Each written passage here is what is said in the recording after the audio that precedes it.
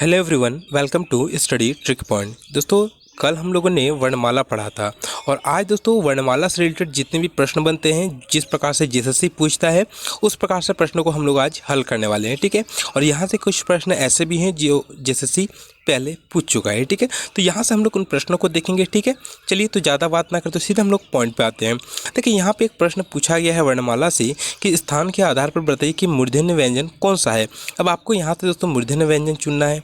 यहाँ से अगर आपको दिक्कत हो तो आपको मैंने एक ट्रिक बताया था। क्या ट्रिक बताया था? तो आपको बताया था कचट तप।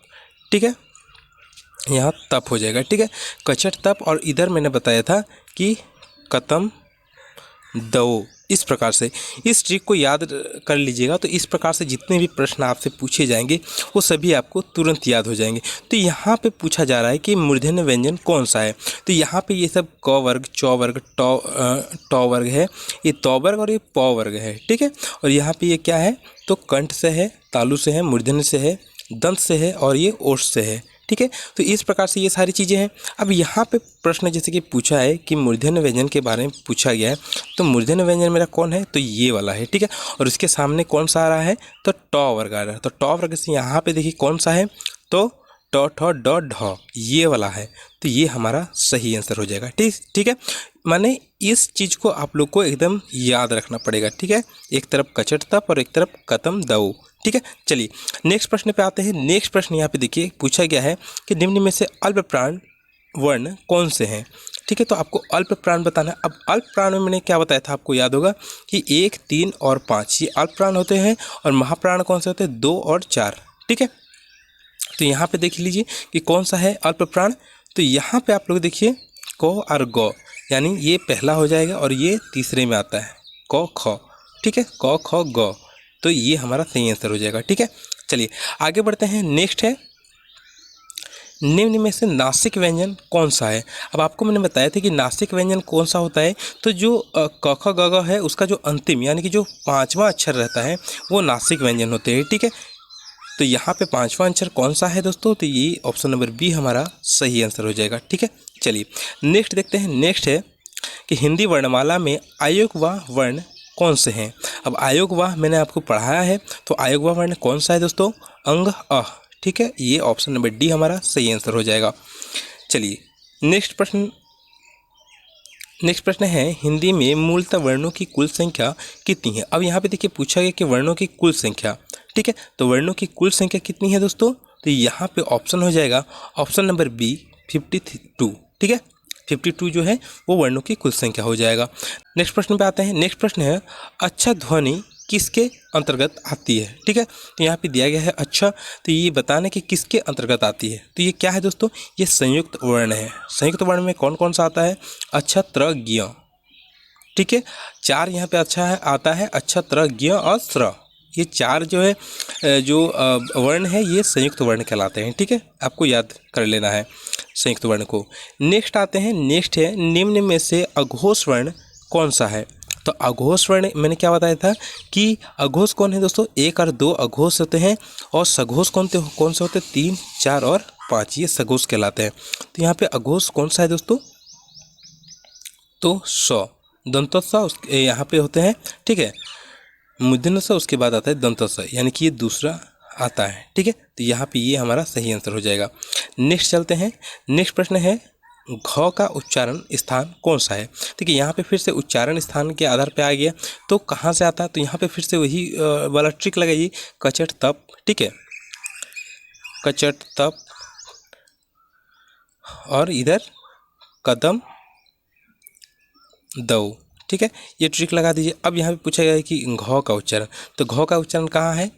यहाँ पे क वर्ग का है ये घ, तो यहाँ पे कंठ से हो जाएगा। ऑप्शन नंबर बी हमारा सही आंसर हो जाएगा। आसानी के साथ आप लोग उत्तर दे सकते हैं। ठीक है, कोई दिक्कत नहीं। यहाँ पे देखिए निम्नलिखित में से कौन सा वर्ण उच्चारण की दृष्टि से दंत नहीं है। अब यहाँ पे दंत से पूछा गया कि दंत नहीं है, तो दंत में कौन सा वर्ग आता है? तो यहाँ पे तौ वर्ग जो है वो दंत में आता है। यहाँ पे भी वही फॉर्मूला लगाइए, कचट तप वाला। ठीक है, और इधर कतम दऊ। ठीक है, यहाँ पे ये वाला फिर से लगाइए। अब यहाँ पे अब पूछा गया दंत वाला, तो दंत वाला कौन वाला है, यहाँ पे दंत आ रहा है और ये तौ वर्ग, यानी तौ वर्ग कहाँ से, दंत से रिलेटेड है। तो यहाँ पे देखिए कौन सा जो है तौ वर्ग में नहीं है, तो तौ आता है, थौ नहीं है, दो आता है, दो नहीं है, नौ आता है, यानी कि यहाँ पे पूछेगा नहीं है, तो नहीं है कौन सा, टौ वर्ग। टौ वर्ग किस में आता है दोस्तों, तो मूर्धन्य में आता है। ठीक है, चलिए नेक्स्ट प्रश्न में आते हैं। नेक्स्ट प्रश्न कौन सा है कि हिंदी वर्णमाला में स्वरों की संख्या कितनी है, तो बहुत ही आसान है और ये प्रश्न पूछा भी गया है, तो ध्यान रखिएगा ऑप्शन नंबर बी हमारा सही आंसर हो जाएगा। नेक्स्ट प्रश्न में आते हैं। नेक्स्ट प्रश्न है छ ध्वनि का उच्चारण स्थान कौन सा है।